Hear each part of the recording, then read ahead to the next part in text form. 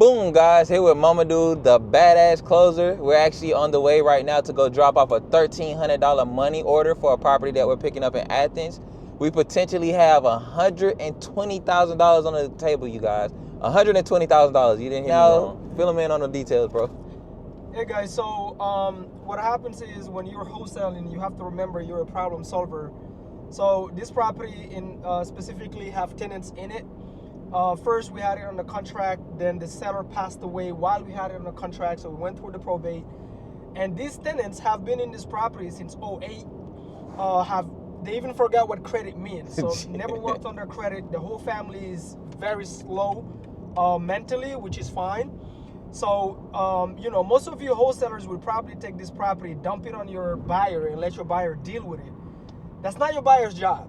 It is your job. You're the wholesaler to figure out how to get these tenants out. Go talk to them, figure out what they need. Remember, you're in the people business, not in the real estate business, right? Mm-hmm. So with that being said, it's talking to this family, figuring out, okay, what do you need? Boom. I need the property, but I don't have credit. Great. How can we help you? Well, if I get $1,300, and I get somewhere to go, and you guys help me maybe call around, because they don't even have some of them don't even have telephone, right? Right. So what we did is we called around, we found a listing office. They have a property that this family can move in, right? Mm-hmm. And it's cheap, right? This is affordable for these tenants, is within their financial buy box. And also, they don't have a lot of requirements, right? So we called around, not the tenants. We found them a place, and we're giving them money to move on to the next chapter of their lives. And guess what else? This was one of the requirements of this homeowner that, hey, in order for me to sign this contract, you guys have to make a promise that you will not kick these tenants on the street. You will help them find somewhere to live. And we abide by that word that we gave to the homeowner, even though he passed away. May his soul rest in peace. So, all of that to say what?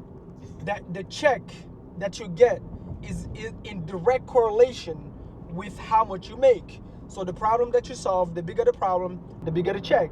So Steve was saying $110,000 is because we solved a big problem. Which most of you would have told your buyer to go ahead and figure out how to get these tenants out. Hey, it's not a problem. Just give me 10,000 assignment and you deal with the tenants. That's not your buyer's job. What do the buyer want? The buyer want to buy a product where they can get it from day one, do the renovations, and list it back on the market because they're getting a loan. There is time crunch, right? They have high interest payments, and they have to deal with the GCs and the crews already. So if you cannot get all of these things ready to go for them, you're not a problem solver. You're just trying to pay your rent, and that's not going to get you anywhere. You cannot build relationships. That's number one. Number two, the universe, God is not, fuck the universe. I mean God, okay? God will not pay you again and again if you don't keep your word. We gave our word to this homeowner, and we kept our word, and this family is going to move on to the next chapter of their lives, and we're going to pay the $1,300, and we're going to pay for the U-Haul to move out, and they're just going to move on. All right, we get a big fat check, the buyer get a property that can release back on the market and get a profit, and everybody's happy, and everybody walk away smiling. And real estate agents, you make more money than you, because we actually solve problems. Boom. Boom. Back when we got this property under contract, there's $110,000 spread on this property. As is, we don't even need to flush the toilet. So if we renovate the property, there's actually more, which we're not gonna do because we don't have a solid crew here in Athens, and it's 2-hour drives from us, and I don't wanna deal with the renovations 2-hour drive away. But when I got this property, guys, this was a homeowner who's on the older side, and he had just been diagnosed with cancer. This was a medical error from doctors, and he was condemned, and he knew it. So when we talked to him, he's on the older side, ex-military. He was like, listen, I'm not signing anything unless you guys drive here and meet me. Look at this property. Look at the beautiful range, right? Super, super beautiful property. And he was like, nobody want to come and meet me. I'm not signing this contract. I don't even have an email anyway. So I drove here.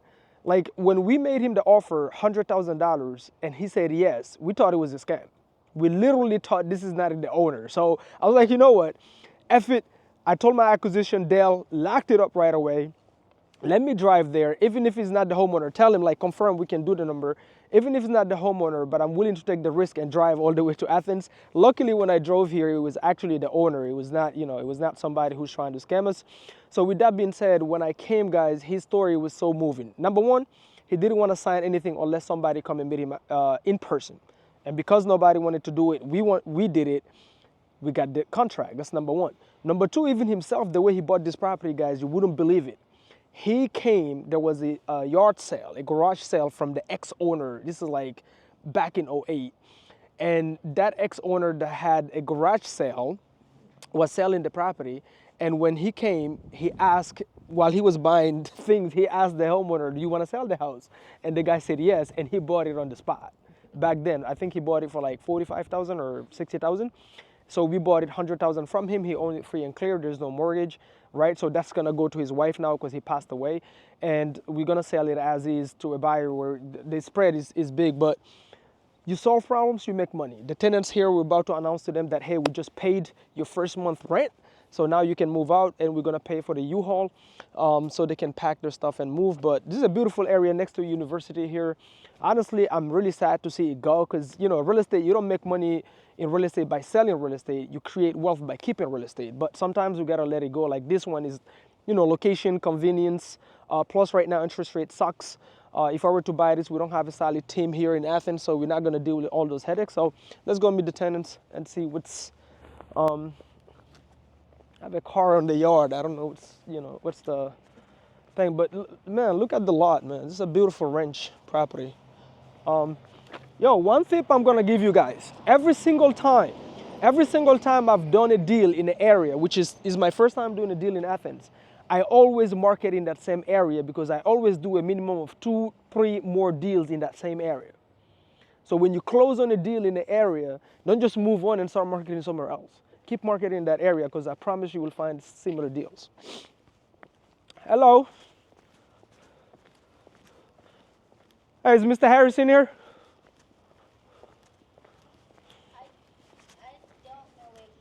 I'm sorry? I don't know where he is. Mommy!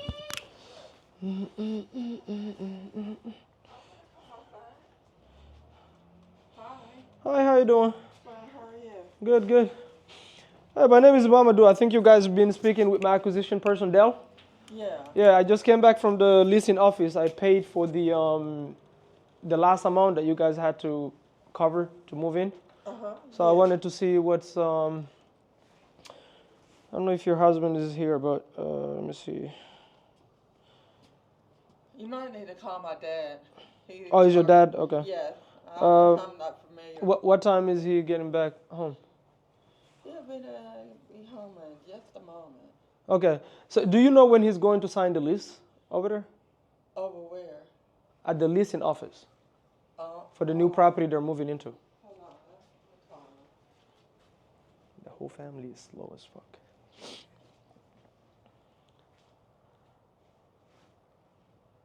Oh, you know what? Let me call Dell.